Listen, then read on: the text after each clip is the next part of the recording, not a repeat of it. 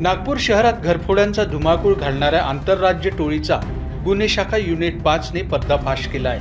कोराडी आणि मानकापूर पोलीस स्टेशनच्या हद्दीत झालेल्या घरफोडीच्या घटनांचा उलगडा करत पोलिसांनी मध्य प्रदेशातील एका सराईत आरोपीला अटक केली आहे. सप्टेंबर आणि ऑक्टोबर महिन्यात झालेल्या घरफोड्यांच्या तपासात सीसीटीव्ही फुटेज आणि तांत्रिक विश्लेषणाच्या आधारे पोलिसांनी मध्य प्रदेशातील टोळीचा माग काढला.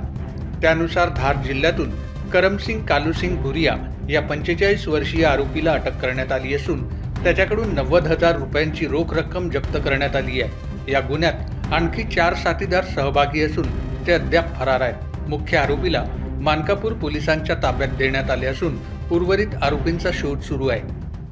क्राईम ब्रँच युनिट 5 येथील API कदम आणि API गीते तसेच आमचे इतर पथकातील कर्मचारी अंमलदार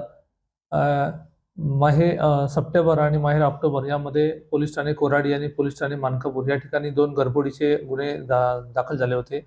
त्या अनुषंगाने तेथील घटनास्थळाचे CCTV कॅमेरे तसेच इतर मोबाईल आणि याचं तांत्रिक विश्लेषण करून आमचे API गीते त्याचबरोबर ISC नजीर, हवालदार राजू सिंग, हवालदार NPC राजू, PC विशाल आणि PC शेरा तसेच इतर अंमलदार यांनी अत्यंत कसोशीने तपास करून मध्य प्रदेश राज्यामधील एक संशयित आरोपी निष्पन्न करून त्याच्याकडून या गुन्ह्यामधील मुद्देमाल मधील रक्कम रुपये 90,000 ही अत्यंत शिताफीने हस्तगत केलेली आहे आणि आरोपीला अटक करून आज रोजी नागपूर येथे हजर करून पोलीस ठाणे मानकापूर यांच्या सुपूर्द करण्यात आलेला आहे.